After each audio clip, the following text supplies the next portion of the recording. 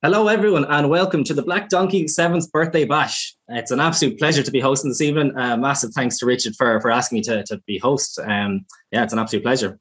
So before I bring in the main man himself and we get started, I'm just going to do a little bit of housekeeping.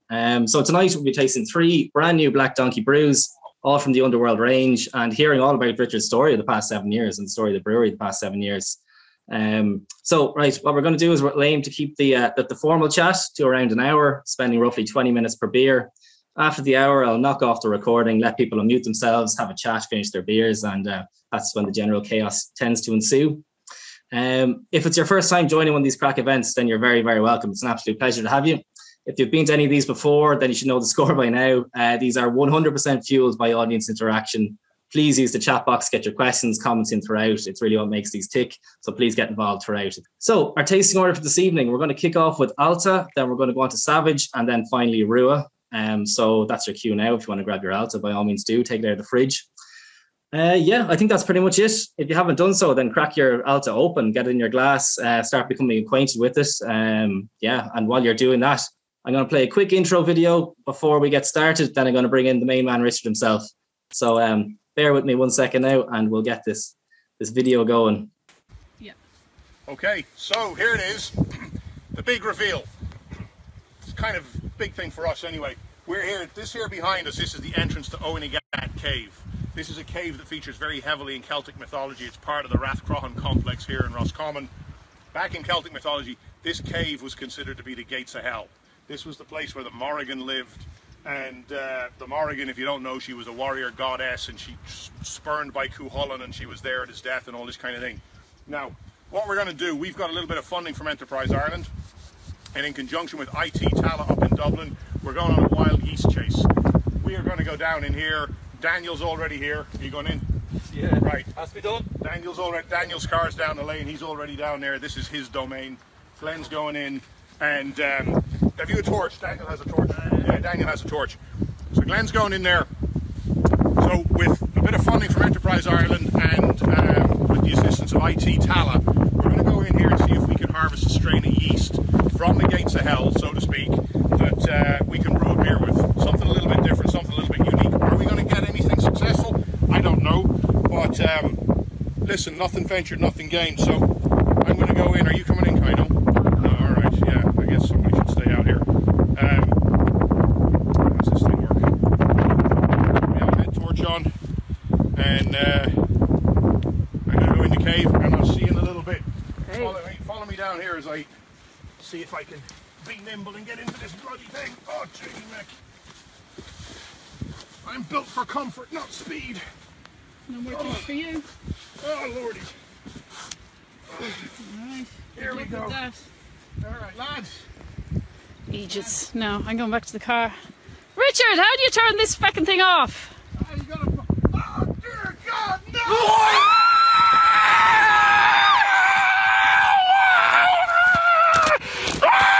Welcome to the Underworld!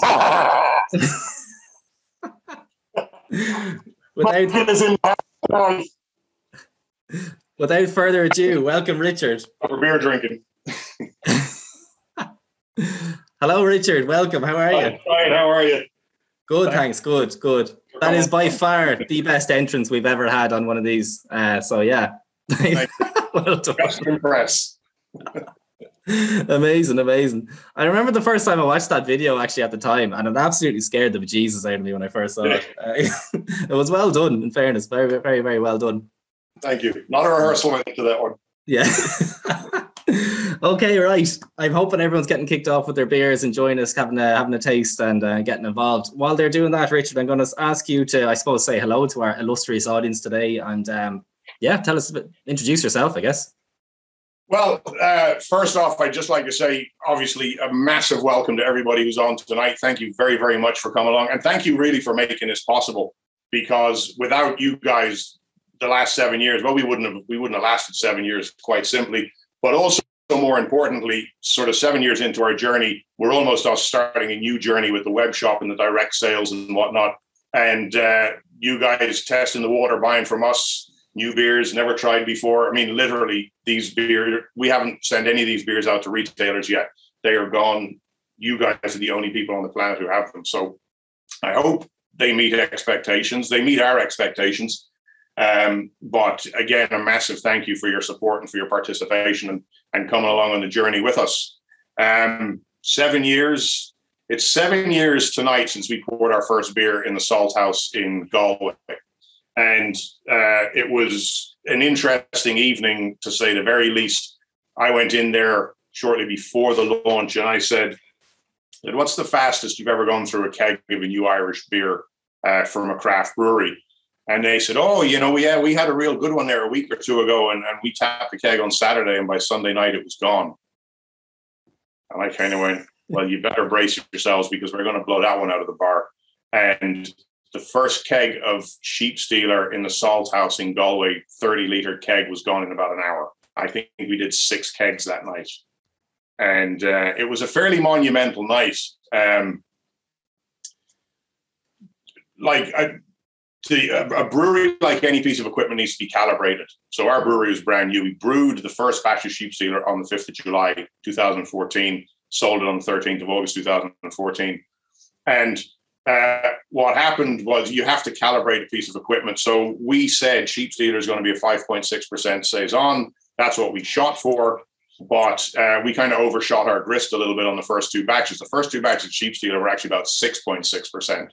And your good Irish drinker was not used to drinking strong beer, but was used to drinking lots of pints, and they were firing it into themselves. And even today, occasionally, someone comes up to me and says, I think I was at your launch in the Salt House in 2014. I'm not sure, but I think I was there. I have some recollection of it.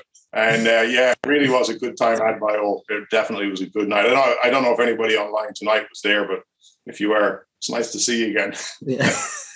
A couple of 5 or 6 kegs of 6.6% will do it all right. That'll make the memory a little hazy. Yes. Yeah, let us know in the chat if you were there, folks. Yeah, absolutely. I'm going to ask as well, folks, how are we getting on with the beer? We've cracked it open, had a few tastes myself. This is absolutely glorious. I'm going to ask you, Richard, to tell us what we're drinking, I suppose. What is Allta? So Allta it's the lightest of the 3 Underworld beers. What we wanted, the Underworld beers are really supposed to be food accompanying beers, for the very simple reason that we don't grow grapes here. And, we sell, not we, but the country sells massive amounts of wine in restaurants where they just don't take beer seriously. So what we wanted to do was create something where a restaurant that's very serious about local provenance could say, we have lamb from that farm over there, and cheese from the farm there, and bread from the bakery down the road. And our beverage list is no longer all imported from Chile and New Zealand and Spain and Portugal. We have true Irish provenance beverages on the menu. And so we wanted to create 3 beers that would pair with different types of foods. And the Underworld yeast being a diastatic yeast, that was a bit challenging. Diastatic, to my mind anyway, diastatic beers go very well with food because they tend to be very dry, but the yeast can also be a little bit dominant sometimes. And we were initially going to do a Saison, which effectively is what the Savage beer is, an IPA and a pale ale. And in the end, I decided no IPA. Everyone else is doing IPAs. There's no shortage of them. I don't think IPAs are particularly good food accompanying beers. And a beer that was very hop forward with this yeast, there was always going to be a conflict there. So in a nutshell, Allta is a pale ale, but it's a pale ale fermented with a wild native Irish yeast, which happens to be diastatic. So it makes for a pretty dry beer. There is very little residual sugar left in here. It is dry hopped, and I have my cheat sheet here. Where is this one? It's dry hopped, lightly dry hopped with Centennial. It's basically Centennial. There's a little bit of Amarillo in there. Otherwise, it's Centennial and just a pretty basic German noble hop for bittering, and a very simple grist bill of pale, a bit of Cara Blonde, and a bit of light crystal. And it's the beer that we would like to think was going to go very well if we get, we had a summer. Unfortunately, we didn't have the beer out in time for that 10 days of warm weather. But a great beer to go with the likes of pizzas and grilled chickens and beach food picnics and salads and sort of your lighter fare, maybe not quite such rich fatty foods. Nice lively carbonation, acidic, dry, fruity.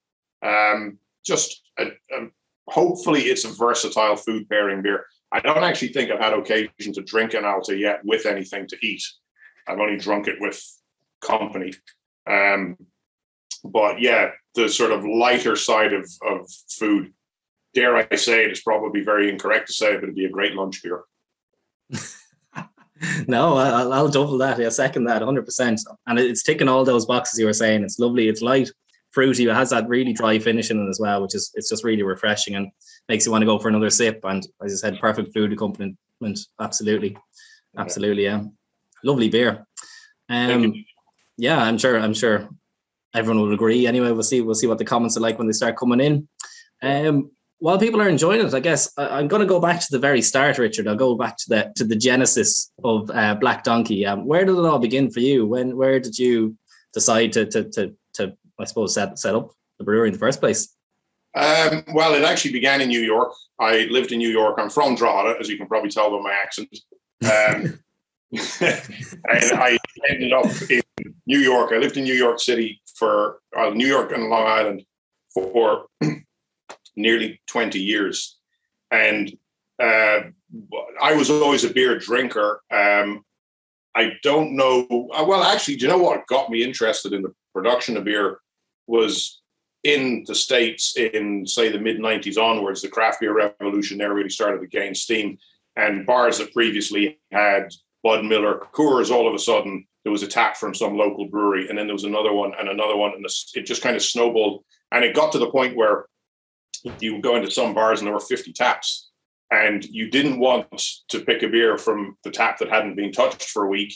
But, you know, there was a bewildering array of choice. And then when I would come home, growing up in Drogheda in the 70s and 80s, the three beers in every pub were Harp, McArdle's, and Guinness. And as I traveled, I lived in the States, but I also spent time in Switzerland and the UK and a few other places. And I saw just about every other country had this craft brewing business going on, variety of beers, local beers. But every time I came home, it was the same three beers. And two of them had changed their name and become Smithwick's and Heineken, but they were still basically the same thing. And I thought, man, Ireland, you know, what's so difficult about making beer that it's just not happening in Ireland? So I looked at a YouTube video, and it was a little painful because a guy, home brewer, went through his entire brew day if it wasn't even shot digitally, I don't remember, but it was not great production values. And I was kind of like, oh, that's why people aren't doing it, because it's boring. But nonetheless, you know, something was opened in me, and I'm curious by nature. And I said, well, we'll give it a try. Sure, we'll buy a kit and see what happens. And that was probably it. You know, I bought a kit and I went, wow, this is biology, this is chemistry, this is physics, this is, you know, good potential to burn yourself. It checks all the boxes. Like the you know, fun time for grown-up little boys. And I said, you know, I like this. And so I bought a slightly better kit, and then I started mashing old grain and bought a kettle and a burner and this kind of stuff, made a mash tun and a hot liquor tank out of coolers, and just started experimenting. And I think one of the big attractions really was meeting other brewers and the camaraderie, and that transcends from the homebrew side right through the commercial brewing side. If a brewer anywhere on the planet has a problem, technical problem, maybe not if he works for Diageo or Heineken or somebody, but any independent brewer who's in it for the beer has an issue, a query, he can call just about any other brewery and say, yeah, I'm dealing with this. Have you ever come across it? How would you deal with it? And that camaraderie in this industry is like something I've never come across before anywhere. And it really is. It's fantastic. And it's a good industry to be in that respect. But it was the fact that there was no good beer in Ireland when I was coming home on holiday through the mid-90s that, you know, made me curious as to why was there no good beer in Ireland. I could get varieties of beer everywhere else, but not here. And Ireland had a reputation as a beer nation. Like I said, we don't grow grapes. Nobody goes raving about Irish wines. It doesn't exist. We're beer and whiskey. And whiskey, well, that's a whole other thing. But so, yeah, it was curiosity, pure and simple. And I knew. So what happened in New York was I wanted to move to Vancouver. I don't know if you've ever been to Vancouver, but Vancouver's like Dublin with much better outdoor activities. It's got skiing, it's got fishing, it's got hunting, it's got kayaking, it's got every bloody thing you want like that. And a very similar climate to Dublin. Nice city. But while I was working in Brooklyn, I met a girl from Castlereagh, and she wanted to go the other direction. She wasn't keen on moving any further west. So she kind of won that tug of war. And when she said, I'm moving back to Ireland, I said, all right, well, I'll head on too. And I left Ireland literally on the heels of Hurricane Sandy. I spent a couple of days in a FEMA shelter in Queens, finishing some work that I was doing because I had no power at home. And I finished that job, sent it off, and packed my bags, got on a plane, and came home. That was December. I arrived here, I think, December 1st, 2012. So, yeah, that's how. And I knew that when I came back here, I was going to be thirsty. So I knew I wasn't going to be able to make a living doing here what I had been doing in New York. So the idea materialized about taking my home brewing and turning it into a career and seeing, was there room for a brewery in Ireland? I mean, how could there not be? At the time there was maybe 12 independent breweries. I thought, I'll be picking the colors of the upholstery of the helicopter within 12 months' time. Oh gosh, yeah. Yeah, it's interesting hearing it from that perspective, actually. Yeah, like early doors, kind of like 10, 12 knocking around, and then obviously the gold rush happened. I just want to go back to one of Brendan's comment here earlier when you said you moved back to Roscommon and set up the brewery. He said very brave, especially in a low populated rural area. To set up there. I suppose everything about the brewery has been very brave from the start, including your very first beer that you put out. Yeah. I actually have this. You probably all know Sheep Stealer. That's our flagship, always will be, I hope. But you might notice Sheep Stealer doesn't actually say Saison on the label. And I can't remember which, I think it was Scott down at 8 Degrees.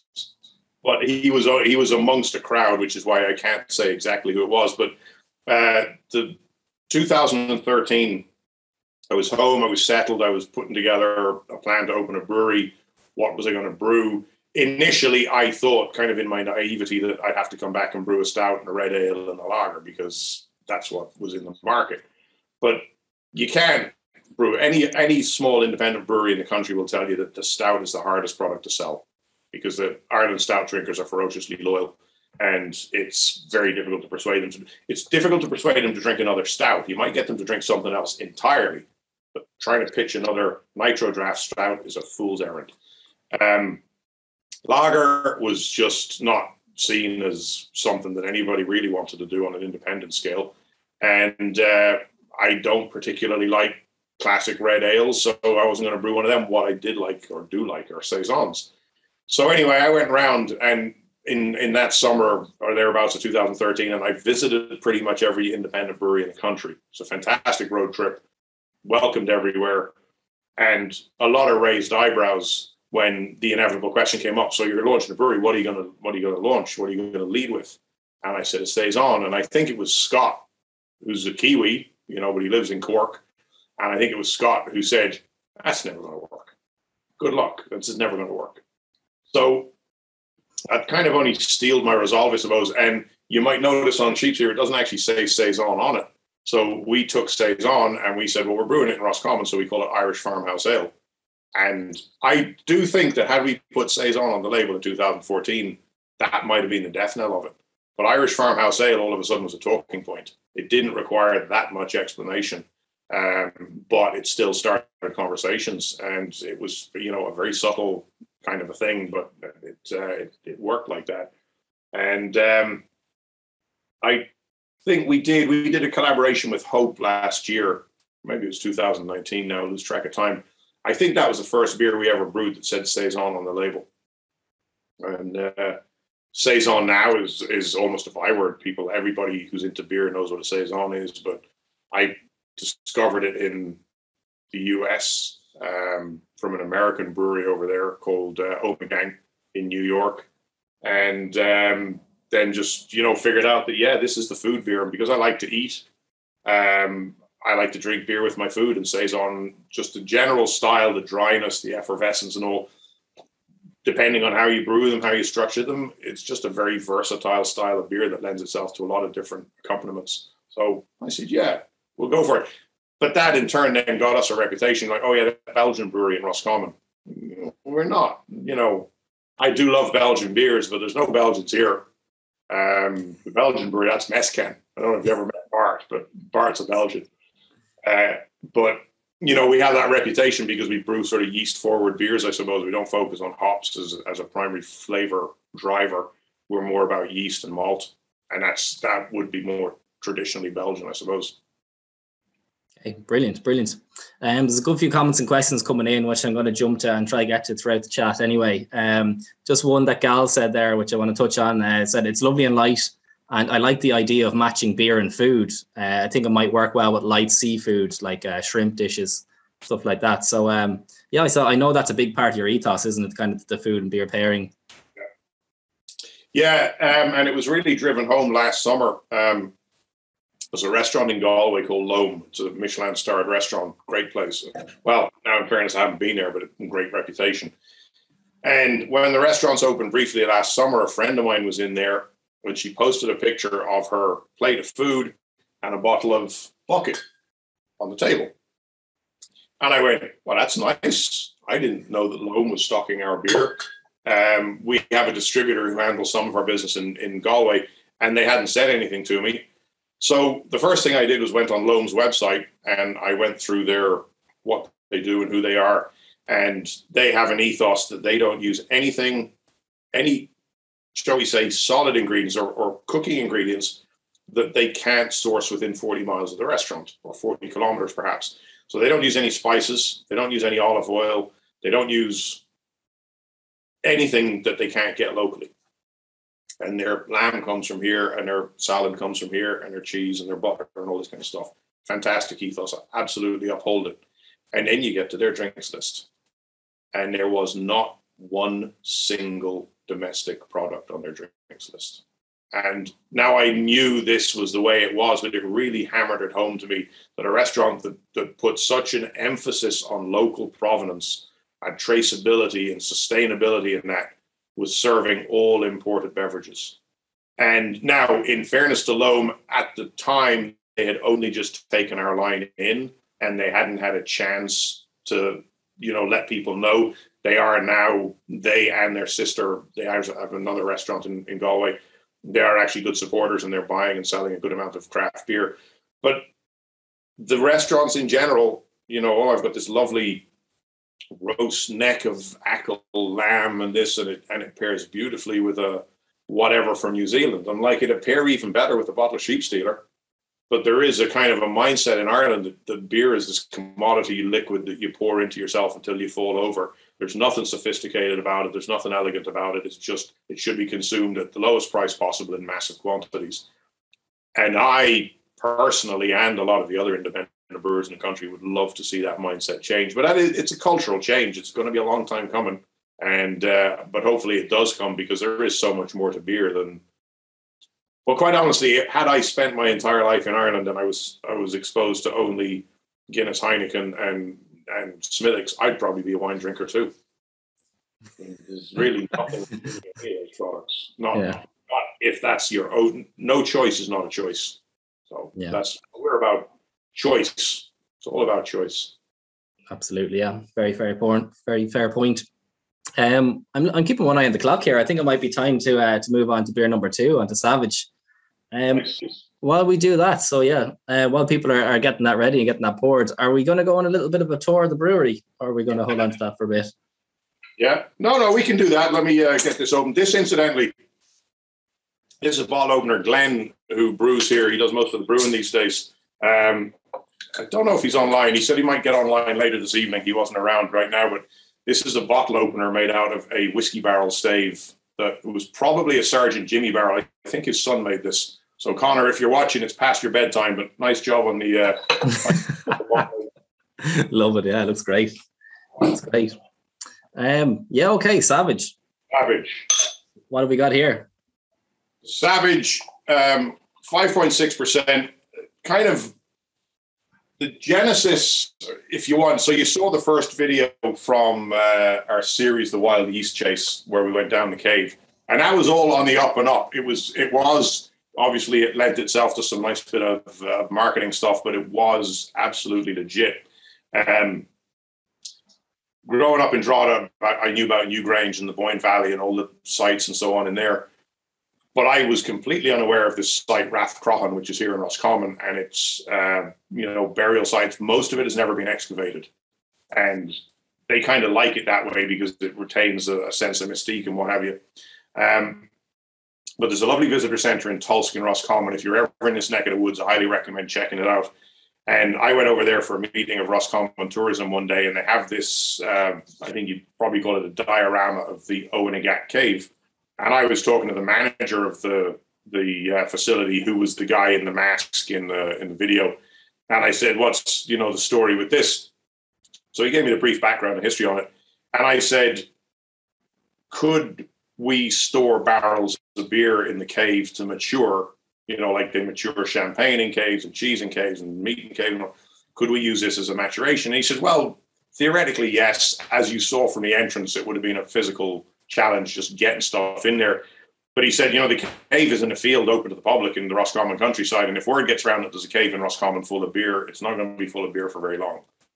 So we scratched the idea, and also revenue sort of took a dim view of adventures like that. So we scratched the idea, and that might have been 2016. And at that moment, I had the idea. I said, well, if we can't bring the beer to the cave, maybe we can bring the cave to the beer. So when we finally got our ducks in a row sufficiently and got a little bit of funding from Enterprise to go and see could we find a wild yeast, my first port of call was to be Owenaghat Cave. It just absolute shot in a million that it turns out that was the right place. We might not have come up with anything. Of all the samples we got from there, only 3 of them really gave us a viable brewer's yeast. And of those 3 yeasts, when we propagated them up and narrowed them down, this one here, Morrigan 1, was the one that we picked for giving us the characteristics we wanted. It's absolutely incredible. It's an incredible story. I love hearing it, and it's amazing to be able to drink the beers themselves that came out the other end. It's fantastic. While you're getting set up there, Richard, I'll ask you to multitask. So Sophia had a good... There might be a bit of feedback. I'm going to have to turn the volume on one and off on the other. Okay, right. Can you hear me? Yeah, we're perfect. Yeah, we're spot on. All right. Yeah, no technical issues whatsoever. Turn the volume up on this a bit so I can hear you. Right. Okay, right. So I got a glass in one hand and a phone in the other hand. Perfect. And unfortunately, I can't turn around to the front-facing camera, but nonetheless. So we'll have a little walk. I'll hold it way out front so you can see a bit of what's behind me. We'll have a little walk through the brewery. So I left the lights on. That's the brewery behind me. And we were just in the, it's kind of a storeroom. I have a bit of light set up for this evening because the lights in here are not very good otherwise. But this is, just a storeroom for now. That room was supposed to be the visitor center, but that's a whole other story. We have to talk to Roscommon Planning Department about that. As of now, we don't have a visitor center. We're not allowed to have a visitor center, but we're working to fix that. There you are.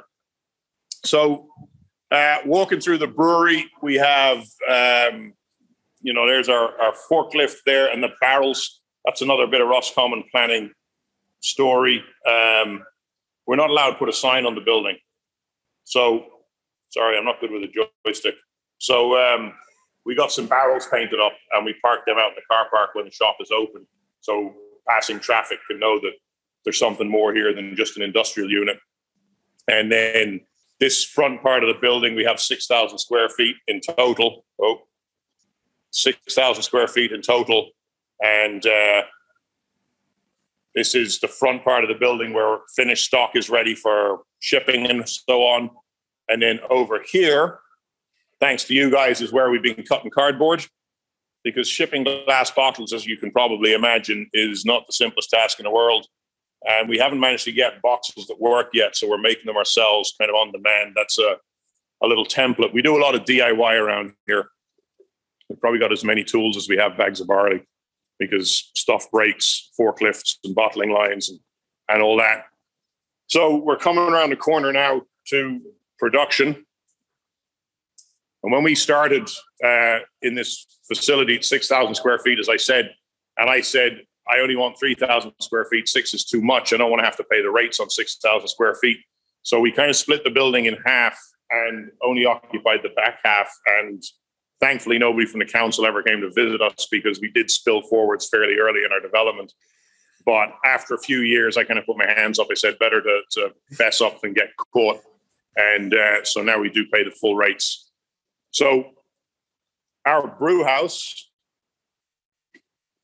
is behind me. If I can orient this, we have 3 vessels. Well, it's actually 4 vessels, but it's not traditional 4 vessel because we got 2 hot liquor tanks because one just isn't big enough.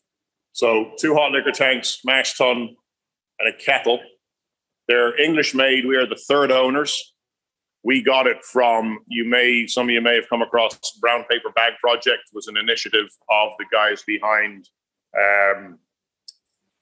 El Mulligan Grocer up in Stony Batter. I don't think they've produced anything for a while, but they got this brew house from the UK secondhand, and they couldn't get planning permission to operate it. So believe it or not, they actually advertised it on Done Deal, and I got it from there. Sorry, I got one of the Morrigan's hairs in my mouth. But actually, funny story, again, it sort of ties back to Salthouse and our early beginnings. Our genesis was, I had originally agreed to buy Galway Bay's first brew kit, which was a kit very much like this one behind me. And there are 2 partners. At the time, there were 2 partners in Galway Bay, and I was talking to one of them, and there was somebody else talking to the other one about buying the same kit and doing the same deal. And the brewer there at the time, Chris, he called me up one day and he said, "Oh, Rich," he said, you've done a deal. You're picking the kit up at the weekend." And I said, "No." And he said, "Well, I've been told to pack it, get it ready to move. It's being picked up on Saturday." And so kind of panic stations, everything that I had planned was planned around that kit. Floor, the volumes, the packaging, everything. And then I found out I wasn't getting it. Somebody else was getting it. And so I called the other partner. I said, "What's going on?" And he says, "Oh, well, I didn't realize you were talking to Niall, and, it's been sold, and that's it. It's done. It's gone." And it turns out it was bought by Rascals. That was their first kit. So I said, "What in the heck am I going to do now?" And I went looking around, and I had resigned myself to buying old dairy tanks on Done Deal or something and building my own brew house. And I went on Done Deal looking, and I saw this kit behind me. And I just went, it was almost identical to the Galway Bay one. And I said, "Wow," that Rascals thing didn't last very long. I thought, they're selling it already. And turns out it wasn't theirs at all. It was Brown Paper Bags kit. So anyway, I purchased that, and purchased it before we even had a premises. And we actually put it into this building for temporary storage. The landlord was nice enough to let us use it because the building was vacant. And I think he probably knew better than I did that once we had the stuff on the floor, we weren't going to be inclined to move it again. So the lease followed shortly thereafter. And we've been here ever since. And it's a fantastic facility we have behind us now. It was just... It was a wide open building. There was nothing in here when we came in. This is our malt storage area. This is made from leftover panels from when we built the cold rooms and the warm room. You can see, actually, you can't see much of anything, can you? There you go. So our specialty malt is mostly Belgian. And our base malt is all Irish. We're using Lochran base malt from Dundalk. There's a pallet of pale malt. And we keep everything in here. This room, it's a steel room made of excess cold room panels. So it's nice and rodent proof and everything else. I think even the health inspector was impressed when she saw this, and they're not easy to impress. And then across the way, we have a very similar looking room, but what looks like a cold room is actually the warm room. And in here, is where all the bottle conditioning happens. And it is effectively a cold room with a heater in it. And so in here, there's a batch of TKO that we bottled last week, and that's about ready to rock and roll. And we store our labels and all in here. And over here, I shouldn't show you this, but anyway, it will orient itself.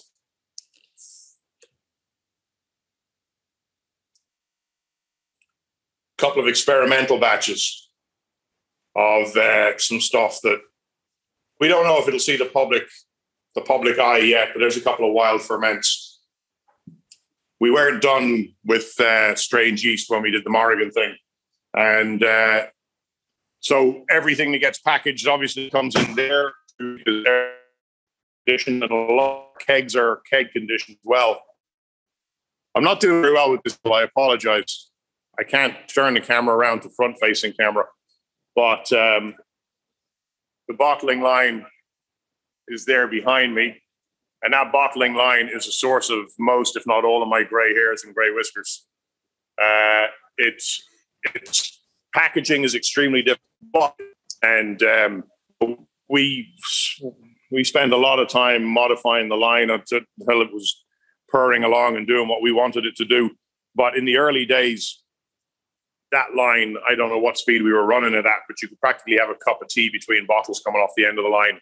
Now, it takes us 2 people on that line about an hour and a half to fill 1,000 liters.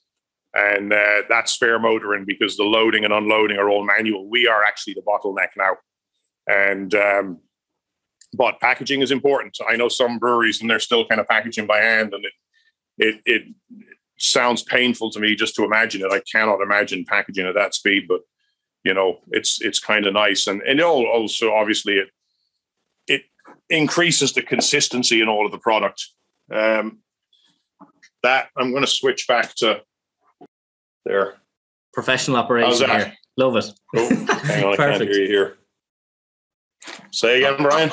Yeah, no, I say professional operation here. Absolutely perfect. Love it. Yeah. Amazing. Thanks a million for the tour. I loved, I saw Andrew saying there, I love the 5-litre water bottles for the experiments. It's absolutely brilliant. Yeah. Great. Yeah. We're definitely going to have to elaborate on them, by the way. And then I've got a ton of questions and comments to come back to. So tell us what's in the water bottles. That is actually, it's a beer that was fermented with the Underworld yeast initially. It was a trial, and we noticed it was in a barrel, and we noticed it starting to grow something on the surface. We weren't entirely sure what it was. It started to develop a nice kind of sour taste, a sour character, and we just kind of sat and we watched it for a while to see what would happen. And I will be honest that in the end, we ended up dumping that particular barrel, but not before we kept a few samples from it just to see what their sort of long-term prospects were. And those 2 samples in there, one of them, we brewed a mead. No, I shouldn't say that because we're not legally allowed to brew a mead. I brewed a mead. Absolutely nothing to do with Black Donkey Brewing. I did it in my shed at home. A group that recreates the march, the Táin Bó that marches from Rathcrohan, where the Underworld East came from, to Cooley, to recreate the Battle of the Two Bulls and Queen Maeve and Cuchulainn and so on. So every year they recreate this march, and they said, could you brew us a beer with your wild yeast so that we can refresh the marchers along the way? And I said, I could, surely. I said, but I dare say Cuchulainn was drinking mead, not beer. So if I can get my hands on some honey, I'll make a mead. And I'd never made a mead before. I don't know that I ever even drunk a mead, but I managed to get about 17 kilos of wild local honey and fermented half of it, diluted it out to a sufficient target gravity, fermented it with the Underworld yeast, and served it up to these marchers. And where was I going with this story? We started talking about barrels, mead. Oh, the honey. So anyway, we'd so much honey, we made this mead and there was a load of it left over. So before we dumped the barrel that was a little bit suspect, we siphoned off, 5-6 liters of it. And one of those jugs that you saw has been, what would you call? dosed with about a couple hundred grams of honey. And then the other one is dosed with a couple hundred grams of homemade marmalade. Granted, they weren't Roscommon Seville oranges because the harvest was very poor that year, so we had to import them. But the marmalade was actually made here in the brewery. Probably second only to beer, I love marmalade. And I make big batches of marmalade for myself and whomever else every year because you can't get nice, bitter, chunky marmalade in the shops anymore. So if you want it, you have to make it yourself with Belgian candy sugar. So another one, then I dosed it with marmalade just to see what would happen. Would there be a discernible difference? How fermentable were the two things? And the two of them, as you can see, or that you saw in the video there, they've grown quite a hefty pellicle on top. I haven't sampled them recently. I took a sniff not so long ago, and they were pretty bloody good. But we have some more barrels that have soured up with a rye saison, naturally soured, not kettle soured. We don't do that around here. And one of them, I think, is going to get loaded with marmalade and released. You see, the nice thing now that we have the shop, we have the direct sales, is we can do small batches. You might have noticed, I don't know if we got caught on camera, but we have a 300-liter tank down there. And the objective of that tank is we can transfer the contents of one barrel into that tank and then bottle direct from it. So we can release a single barrel vintage. And prior to having our own license or off license, that really wasn't practical because if you make something on a small scale and then you have to send it through a distributor who in turn has to send it to a retailer and all those mouths need to get fed in between times, it's not commercially viable. But if we can sell it straight out at the door of the brewery, we might not be able to make much money on it, but we can do it and we can raise the profile of the brewery. We can experiment. We can hopefully regale people with flavors they haven't had. I'll throw one out there for you. And this probably, if you know anything about us, is going to sound way off the reservation. But the rye saison, it's sour. It's a little bit acetic. But it's pleasant. And being a nice portion of rye in there, it's dry and it's peppery. And it's because it's a wild diastatic yeast, it's peppery and it's citrusy. And if you've ever gone to a sort of a modern restaurant, you might have been tempted by a dessert of strawberries with black pepper and balsamic vinegar. Sounds a little strange, but it's actually a fantastic combination. So in those barrels, we have the vinegar or the acidity and we have the pepper. And in my freezer at home, I have 15 kilos of strawberries from a local farm. So they may be introduced to each other at some point in time, and a strawberry rye saison, why not? It'd be a small batch, 300 liters tops. So you're talking 600 bottles. But these are the kind of things that we can probably do now that we have direct license, we have a website, we have a shop that we can sell through. So, look forward to off the wall kind of stuff like that, but no purees, no imported stuff. No, if it's not, again, if it's not local, maybe with the exception of the oranges, we probably won't use it, but try and maintain the provenance and keep things interesting. Love it. Yeah, absolutely love it. Richard, we have an outrageous amount of comments and questions to try and get back to. We'll get to all of them before we finish up. Don't worry, folks. And there's ones back from the very start, which I need to jump back to as well. Just on that, Brendan saying I'd be all over a rye saison, which sounds incredible. Yeah, sounds absolutely gorgeous. Again, one eye on the clock. I think it might be time to crack open Rua and get tasting. Don't worry, folks. By the way, we'll be staying on afterwards and finishing our beers and everything. So don't worry about any beers going to waste. We're moving on to beer number 3 for our tasting. We're going to jump into a lot of questions now, but before we do that, Richard, I'll ask you to tell us what have we got here. Right. So Rua is not an IPA. It was like this last notch in the Underworld Trinity, if you will, was going to be an IPA, and then I just said no. It's not suited to the yeast. It's not suited to the ultimate mission, and you probably have noticed that there are 1 or 2 IPAs available around the country at the moment. So we decided to do something different. So what we did was, and I think it was actually Glenn made the suggestion because we were humming and hawing about what to do, and we'd thrown a few things around, and we did a beer back in 2016. Some of you might called Arigna. And we actually did 3 different Arignas. We did 15, 16, and 17. And then in 2018, I think it got replaced by Sergeant Jimmy. But it's gone but not forgotten, because Arigna 16 is actually the highest rated beer that we've ever brewed, according to Untapped, which, I'll be quite honest, is not what I really value as a rating site. You know, it is what it is, but if you get a high rating on Untapped, you talk about it. If you get a low rating, you just don't mention it. But so Arigna 16 got a very high rating. It really was a good beer. It was kind of an off-the-wall hybrid style of beer, an amber saison. It was fermented with 2 different yeast strains. And Glenn said, why don't we just sort of scale back the Arigna 16 recipe? Because Arigna 16 was about 8.5%, if I remember correctly. He said, why don't we just scale back Arigna 16 recipe and see how that works with the Underworld yeast? So we did, and Underworld Rua is the result. Rua, you know, it's reddish in color. It's more copper.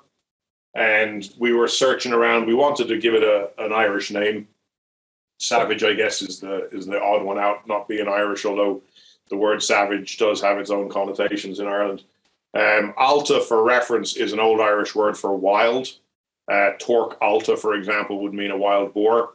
And then Rua, Modra Rua, a fox. Fox isn't really red. A fox is more a coppery, orangey kind of color. So that's what we went with. Simple, easy, worked, fitted on the label. But also it tied in with one of the myths or legends from Owen Agat, that on Halloween, and Owen Agat is widely regarded by archaeologists and that as being the original site of Halloween. It's where that festival sort of grew legs. And one of the legends was that on Halloween, a flock of red birds would come out of the cave of Owen Agat, and every living thing that they breathed on would wither and die, and the leaves would fall off the trees, and that signaled the end of the growing season and the start of a lean winter, which is a fantastic story if you think about it.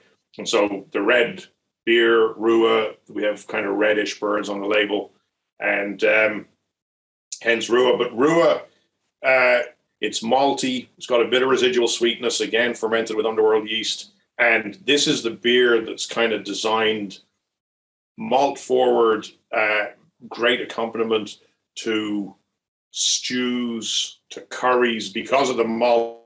So where Savage kind of crosses the boundaries. If you just want to randomly pick a beer to go with food, Savage or Sheep Stealer will fill that niche. Rua definitely sits for those richer, sort of gravy, saucy kind of foods, rich, soft, gooey cheeses.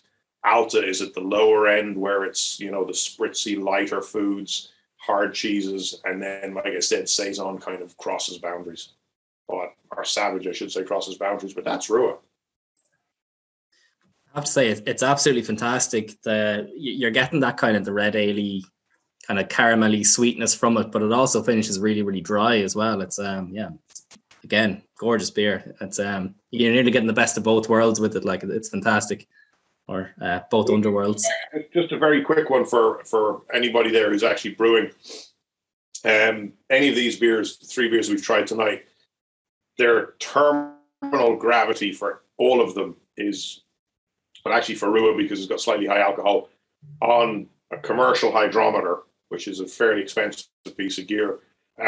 This red, I think, 0.998 as terminal gravity. So that'll give you an impression. It's less dense than water, because virtually all the sugar is being converted to alcohol. This, fermented with a conventional yeast, would probably give you about a 5% beer. But with the Underworld Savage yeast, which is a diastatic yeast, eats everything, gives you 6%.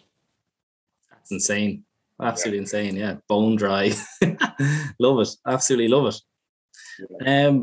Richard, I'm going to jump back to some questions, some from way back that I wanted to get to, but I just haven't had an opportunity to bring them up yet.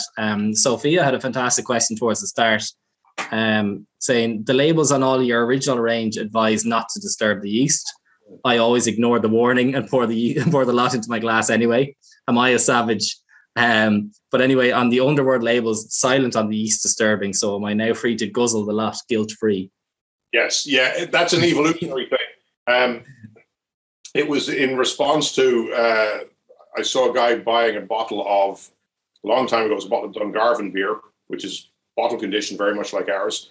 And he was in a bar, and the waiter came over. He was sitting at the table, and he poured it for him. And there was haze, there was stuff in it, and both he and the waiter kind of went, it was like, what's going on with this? And he says, I don't want that. And I actually said, I've actually explained to them bottle conditioned beer, the yeast is still in it. It's supposed to look like that. It's harmless. And in fact, you can go to the pharmacy and buy brewer's yeast as a nutritional supplement, or you can buy a bottle of good beer. But now, there are brewers who are doing things, unspeakable things to their beer to make them hazy. So I don't think the average, I don't think any craft beer consumer today is going to be put off by a little bit of haze or cloudiness in their beer. So we decided, take the warning off. If it was up to me, the labels would be kind of trifolds and they'd have a big old story in them and all kinds of things. We also have to be cognizant of the amount of space that we have. So yeah, that was something that its time has passed. Swirl it up. Love it, yeah. Like the old school, the album sleeves, Yes, yeah. With each beer, it'd be amazing. Yeah. A question from Molini. What's missing to make brewing truly local? Is everything in the supply chain from Ireland, is it available within Ireland, or do you need to import stuff basically to make beers? You don't need to, but I think if you want to make beers that are going to sell, then yes, you do need to import some things. The primary thing would be hops. There is no commercial hop growing in Ireland. Hops will grow. They don't, I think, and I'm not a farmer, but I think part of the issue is, I'm actually experiencing this with my own garden at the moment. Hops are ready for harvest around sort of October time, and October in Ireland can often be very windy, and hops grow tall. They're a climber, they're a vine. Or they're not a vine actually, but biologically they climb. And I think they can be subject to a lot of damage in Ireland. So it makes us as a hop growing nation not competitive with places with better climates. And I'm not going to speak ill of somebody who's not here to defend themselves. Well, I am, but there was a vibrant hop growing industry in Ireland. I don't know up until when, 50s, 60s maybe. And then a certain big brewery in Dublin that's now owned is basically a brand of a multinational corporation headquartered in London, decided that they could buy hops cheaper overseas and import them. And basically Ireland's hop industry was decimated overnight. There was no market for hops in Ireland because the only brewery in the country wouldn't buy them anymore. And that was the end of that. And to restart it, again, you've got the climate issues, so you'd have to compete with imported hops. But also, great thing with picking hops back in the 40s, 50s, 60s was you used to drag the kids out of school for 2 weeks and get them to pick the hops. It was a manual picking thing, and that's just not allowed anymore. And there are no hop picking machines in Ireland, so I don't see that happening. But other than that, obviously we have no shortage of water. We have great barley. We have some of the best barley on the planet. What we don't have is there's never been a domestic demand for specialty barleys. So that's why in our malt room there you saw our base malt, which could be as much as 95% of a recipe by weight, is all Irish. But if we want Vienna malt, Munich malt, Melanoidin malt, caramel malt, it has to be imported because nobody's producing it in Ireland. And that's just that. So, you can brew with pale malts, you can brew with lager malts, but you're not going to produce the most interesting beers in the world, and I just don't think you'd be very competitive. And if you tried substituting bog myrtles and spruce tips and meadowsweet and whatnot for hops, again, you'd produce a novelty beer, but you'd never make it onto the shelves of the off licenses. So yes, there's always going to be an imported something in Irish beer. But for reference, obviously our yeast is Irish. I think we're the only brewery in the country using a native yeast. Our glass is Irish. Our labels are printed in Ireland. Our crowns come in from Finland. That's just the way that is. Water's Irish. The imagination's Irish. The boxes are Irish. So everything bar the hops and the crowns in our beers are Irish. Okay, amazing, brilliant. Great question from Matt the Brewer here. Said wild yeasts that haven't evolved to be used exclusively in fermenting beer can be susceptible to mutating and changing, and as a result can create profiles different from the original strain. Have you noticed any drift with Margan since the beginning? And can you talk a bit more about the science about capturing the yeast and storing it, propagating it, and reusing it? Yeah, yes. We haven't, because we haven't let it run to excessive generations. So sheep stealer is fermented with a yeast called Belle Saison. It's a commercially available yeast. Anybody can buy it. And we have run Belle Saison to, I'd say, about 8 generations. We've never really noticed a significant change in performance or profile, but just erring on the side of safety, we've never taken it beyond 8 generations because we've never felt the need to. With Morrigan, we haven't had that opportunity yet. So I don't know that any yeast can mutate, but certainly wilder ones are probably a little more inclined to mutate. But because yeast reproduce so quickly, mutations will happen. And if it's a mutation that is suited to the environment, that mutation could become more dominant.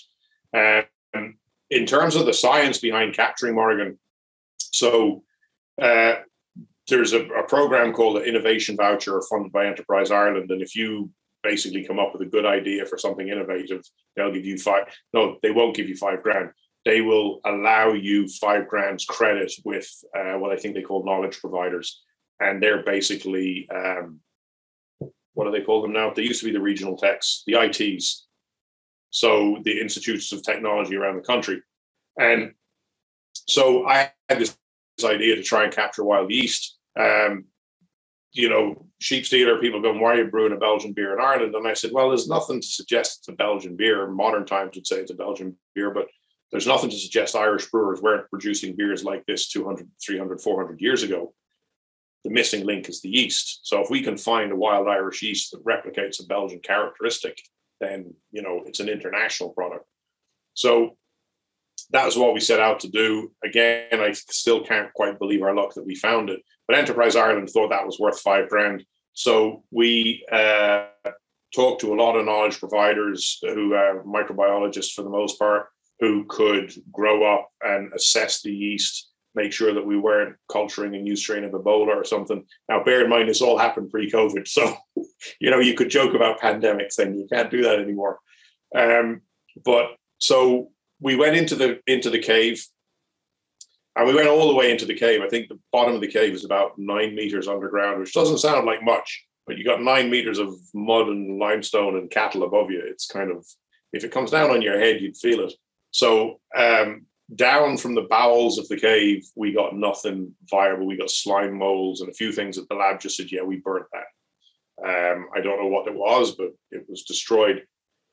Closer to the mouth of the cave, there was some vegetation with some ferns and mosses and that kind of thing.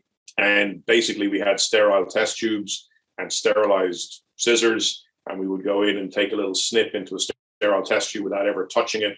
The truth of the matter is that nothing from within the cave was viable. But as you saw me going into the cave, it's a narrow entrance, and above the entrance to the cave, this all happened in autumn, Halloween 2017. Above the entrance to the cave is the vegetation, and there's St. John's wort, hawthorn, and blackberry. And knowing that we wanted a yeast that could metabolize sugars, fructose would be a good wild sort of case. I figured finding it on the skin of a piece of fruit was a high likelihood.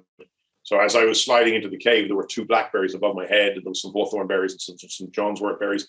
And again, sterile test tube over a berry, snip it off, cap it, label it, and sample a few of the berries. And the yeast that is Morrigan 1 actually came from the skin of a blackberry that was literally hanging right above the entrance to the cave. So that was it. Didn't actually come from underground because no light, minimum air moving. That's just not a good environment. But still, that's where Morrigan came from. And then we took those samples, everything that was sampled from there, we sent it down to the lab in IT Tala.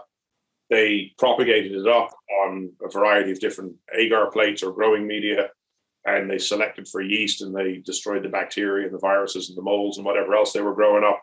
And then when they were happy that they had a few strains of potentially viable yeast, they put them into wort.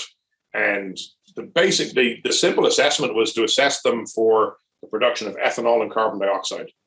And once they were satisfied that they had yeast that produced ethanol and carbon dioxide, they let us know. We took 3 strains from them. The disconnect was I said I wanted 50 billion cells of each of the 3.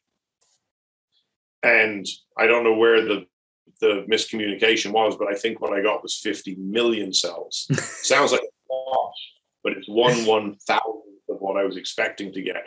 We literally got drops of the first or the 3 yeast, and we just propagated them up on homemade stir plates. And the first trials, the yeast were stressed out of their minds, and we got stuff that smelled like acetone. And I kind of thought, well, this isn't working. But keep going, wash it, start again, wash it, start again, and prop it up until we had a healthy enough culture that we could work with, and decent cell counts, and plenty of time spent hunched over a microscope counting cells. And eventually, of the 3 yeasts, Morrigan 1 stood out as the one that seemed like it was going to produce the characteristics we wanted.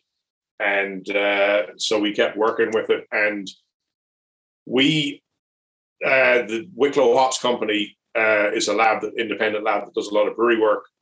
They also bank samples of this yeast for us.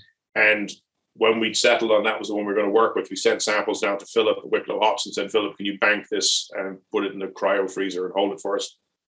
And he's now our main repository.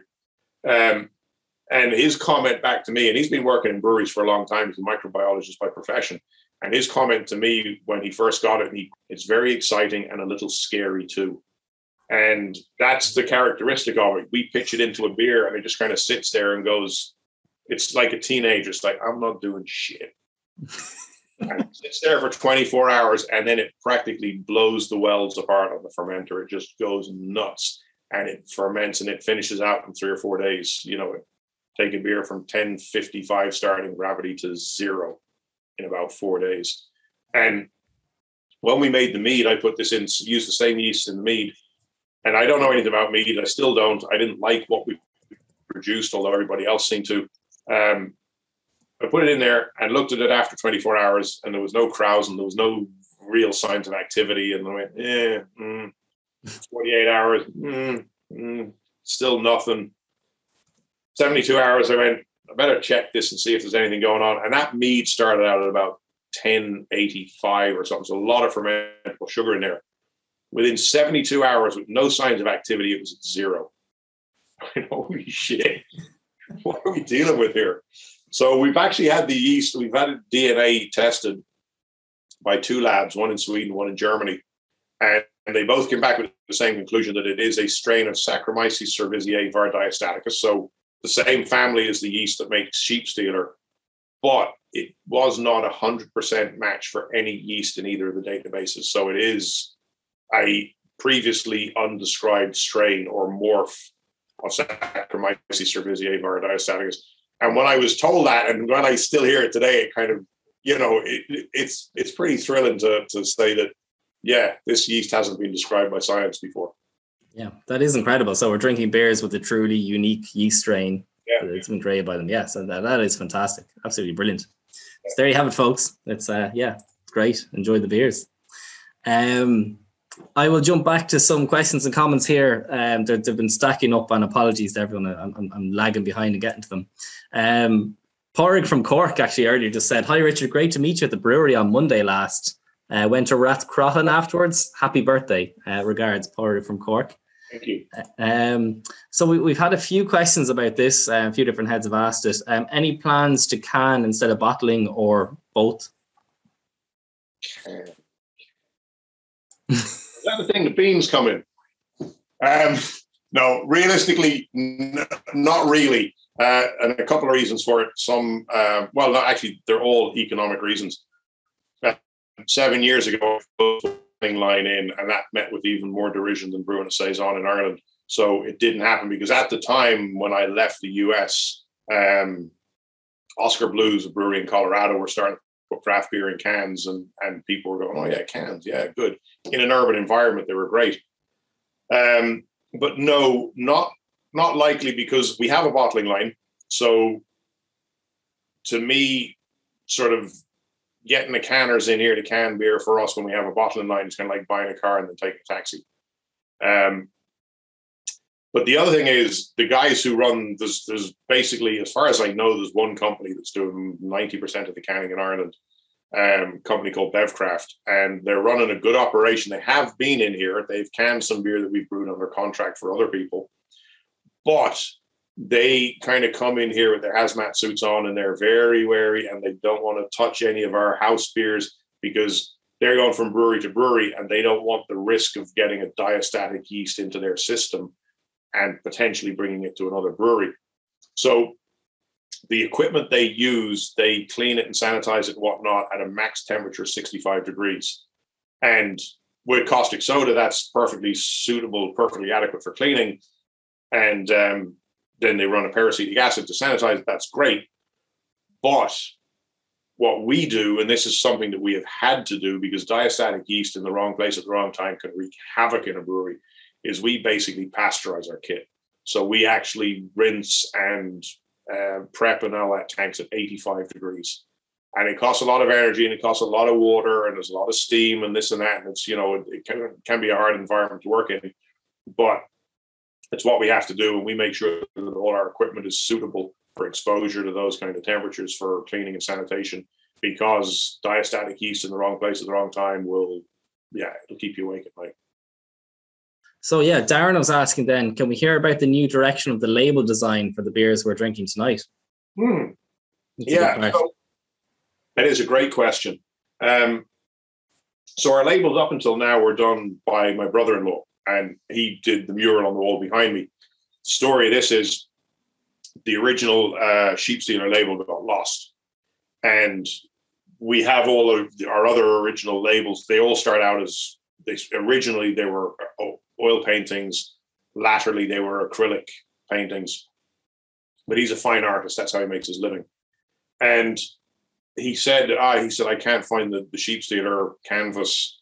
He was living in Barcelona when he did it, and it was in storage in somebody's basement. And anyway, so he said, I'll do you another one. And I said, we have a blank wall in the brewery. Do us a mural instead of another canvas. The canvas isn't going to be the same. As it turns out, the canvas has just shown up in the last month or so and is in the process of being framed now. But Andrew, his art is, he does these kind of whimsical characters. He does a lot of balloons and flying machines and birds and that kind of thing. And I thought that was fantastic for our labels, but I wanted the Underworld labels to be decidedly different. And I wanted them to have more of a designer, graphic designer, marketing look more than an artist look. Not to take away from the person who designed them. She was a fine artist first, and she's now sort of moved over to graphic design. But I kind of put out I called it a beauty contest. I said, look, send me your portfolios. I'm looking for somebody to do labels for us. And that morphed into looking for somebody to create a whole brand, produce us a whole package. And designer up in Boyle, Ellen Egan is her name. She's kind of local to us. She ended up getting the job. And I said to her, cave paintings is what I'm thinking.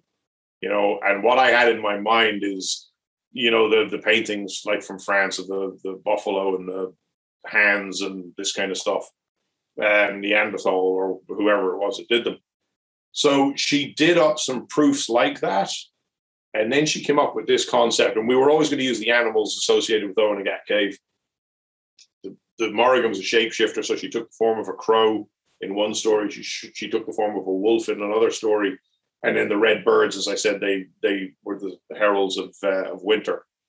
So I said, we go with those three animals, cave painting style. So she did cave paintings, and we looked at them and we went, yeah, they're nice and all that. And then she did this. And so the background is actually supposed to be black limestone. And then I said, what if we do a metallic behind? So the entire label is metallic silver, and then it's overprinted in all the areas except those that show up as metallic on the label, kind of a relief sort of thing. So she put her mind to it and got to it and came up with the animals and the layout and the font and the Ohm writing at the bottom and the sort of brand logo, this kind of dolmen looking structure on the back of the label. That's actually the entrance to the cave. So the entrance to Oneghat Cave is man-made, and there's an Ogham inscription on the top of it. But the cave itself is a natural limestone cave. And it's kind of it was a departure for me because I don't do shiny, except when it comes to brewing vessels. They're shiny, happy days. But, you know, metallics and chromes and all that, not my thing. So I wasn't sure at first. And I looked at them and I said, you know what, I like that. It's different. And I showed them to a few people and I said, what do you think? What do you think of these? What do they look like? And I got a lot of people came back to me and said, they look like wine labels. And I said, that's what we're looking for. We want people to go into a shop and go, this is wine, but it's in a beer bottle, and pick it up. And hopefully once it's in their hand and they read the story and realize what they have in their hand, it goes from the hand into the basket, not back onto the shelf.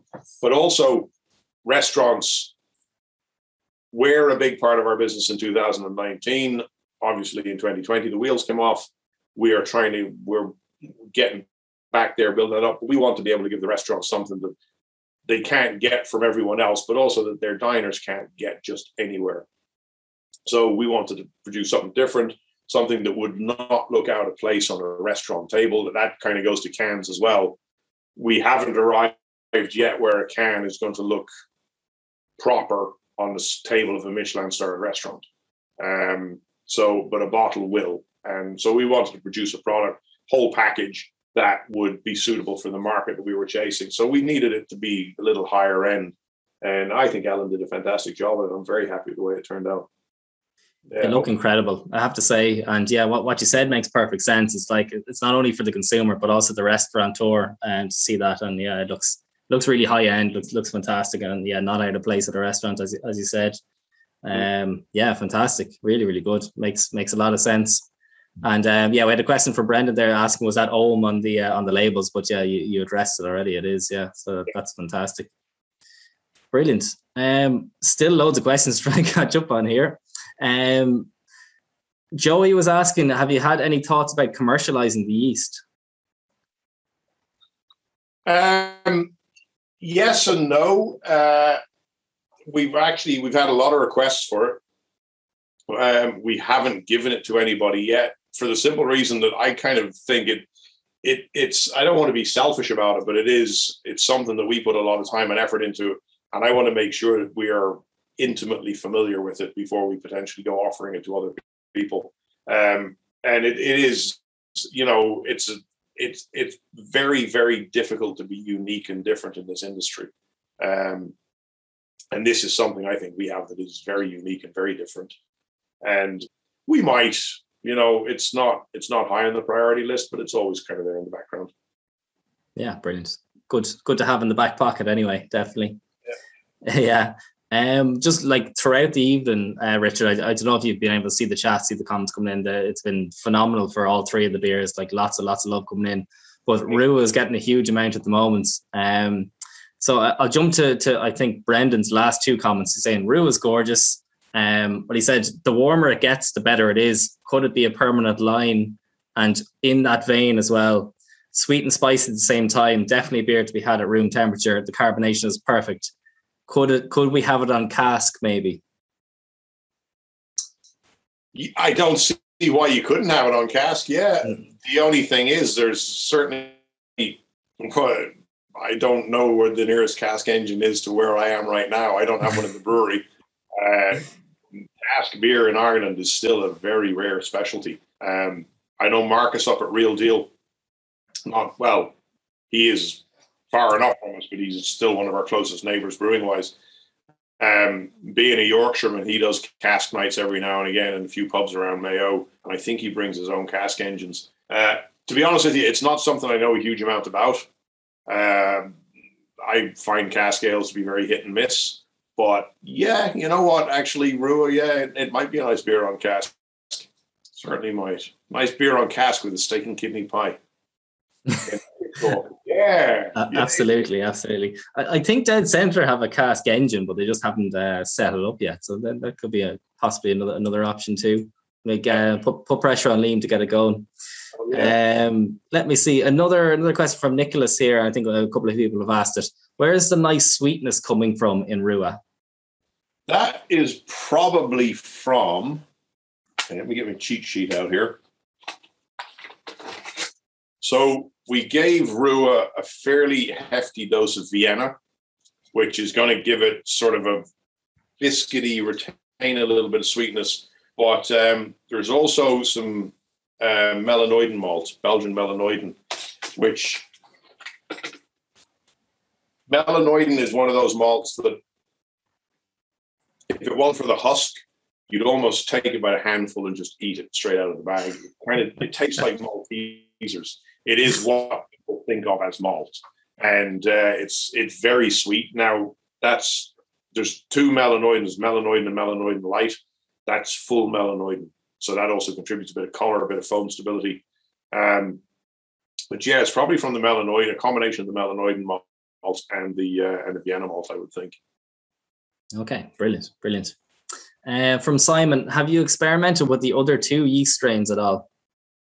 No, and I desperately want to, because the two of them, the last stage propagations before we kind of picked a winner, one of them I was getting an almost truffly character from, and I think it might work very well in a stout.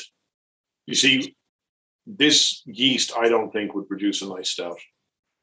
I just don't think it would work. We might do a trial on it, but I don't think it would produce a stout that I would be happy with. But the other yeast that was producing an almost truffly character, I think that might produce a very nice stout. And then the third one, I can't tell you exactly what the characteristic was, but when I took a taste of, like I say, its last stage propagation, I was getting a very white, winey, grapey sort of character from it. And there is something, I don't know if anybody who's tasting tonight can get this, but it's a very interesting field. There are biologists, I presume, who have expounded a theory that yeasts contribute to the flavor of what we eat, which is why a washed piece of fruit tastes differently from an unwashed piece of fruit. Or a piece of, like an apple pulled straight off a tree tastes so much better than an apple taken out of the shrink wrap in the supermarket. And both myself and Glenn, more so Glenn than me, but the two of us have said that we taste blackberry, or he says blackberry, I say forest fruits. That's sort of a generic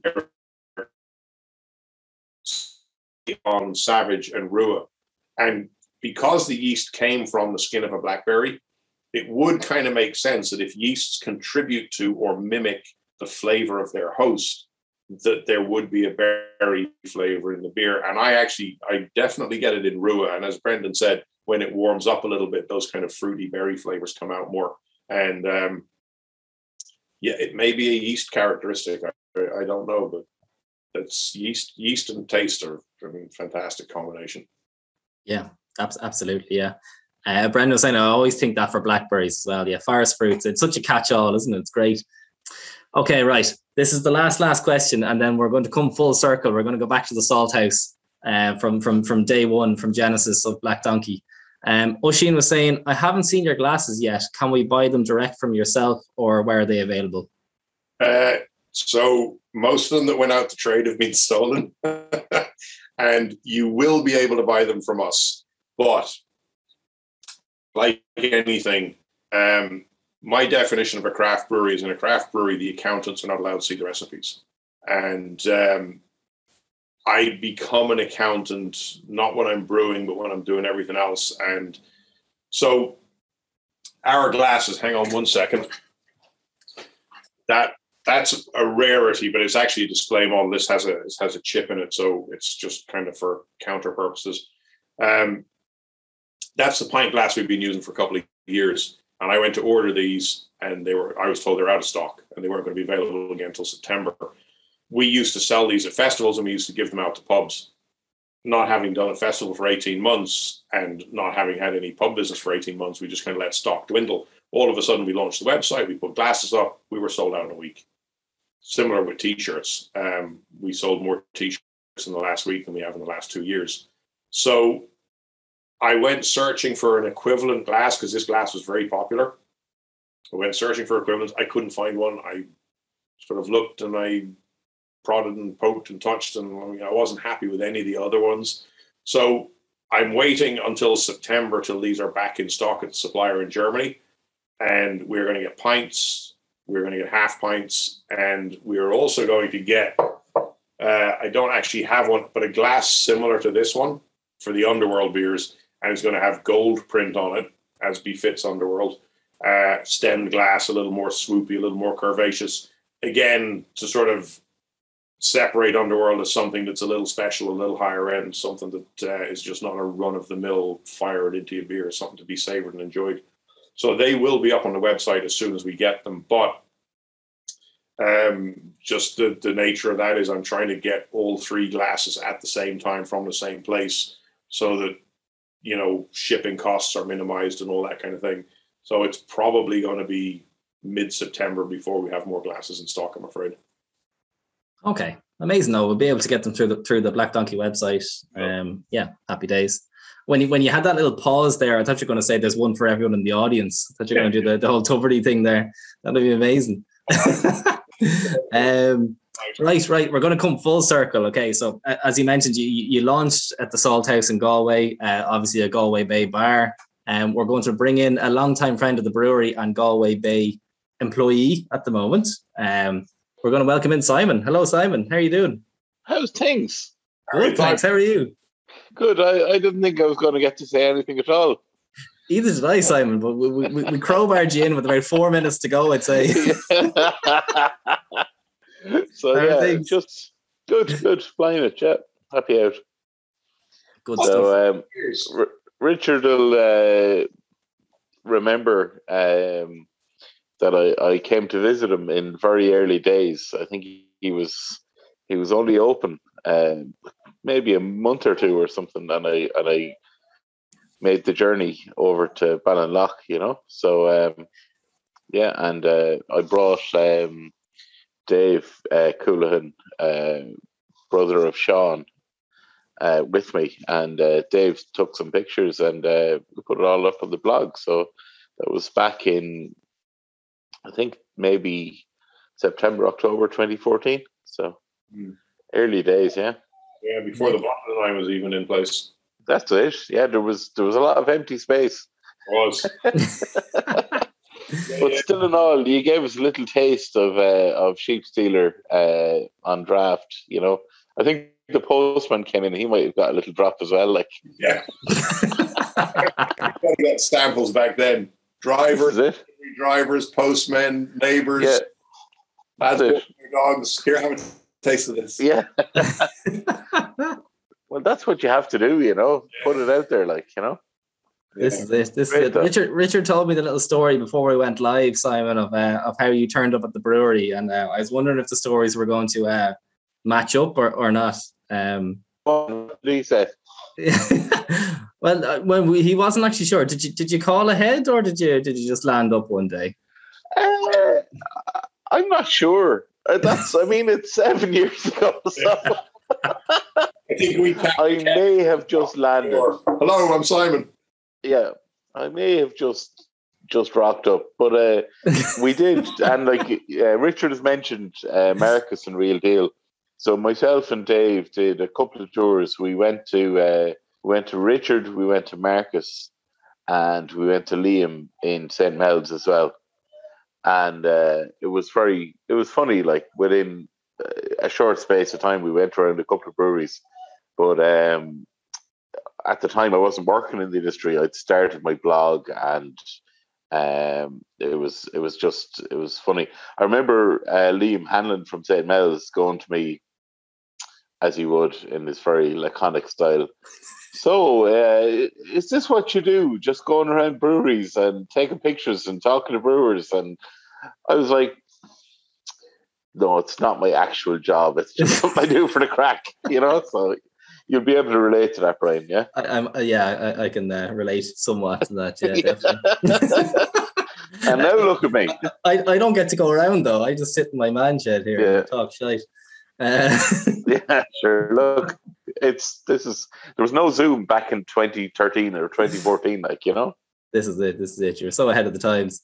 Yeah. So Richard, that night in the Salt House, then obviously it was an interesting evening. You got through a fair few kegs. Yeah. How many war stories have come out of that, or how many? Has there been many stories, or has there been much of a recollection of the evening since it was such a high percentage beer? There have, but curiously enough, we did a East Coast launch the following week, and the year that the launch happened, it was a Thursday night. Nobody wanted to give up a Friday night. Friday nights were not for events. Friday nights were for drinking, and so we had some issues in the Salt House with high pours because Sheep Stealer is highly carbonated, and draft lines in Ireland are not sort of individually tailored to different carbonation levels. So there were some issues there, and there might have been some residual fermentation in the kegs. But when the guy who was running the Salt House at the time was a guy called Chef, and that's his name, he's a Dutch guy, Jeff, pronounced Chef, now works in another bar in Galway up the road. But he announced, that the first keg had been emptied in an hour, and he was like, "Oh, we've never done this before." And so I went on Twitter and I said, Dublin, the gauntlet has been thrown. Galway has emptied the first keg in an hour. We'll be seeing you next week. Can you beat Galway? So the following Thursday, we landed up in 57, the headline there on Clanbrassil Street. And we tapped up 2 kegs, 2 taps. And I didn't tell anybody that we were kind of running a comparison or anything like that. And Jeff, who runs the headline, came to me after 20 minutes and he said, "First keg is kicked." I'm like, holy shit. And that was the place, because my wife, she has a good number of family members up there, and they showed up at the headline. They roll up on the East Coast. And they're the ones who now and again come back with stories. And then maybe at a family event, introduce me to somebody who was at the headline who I don't remember and who doesn't remember me, but apparently we're in the same space at the same time.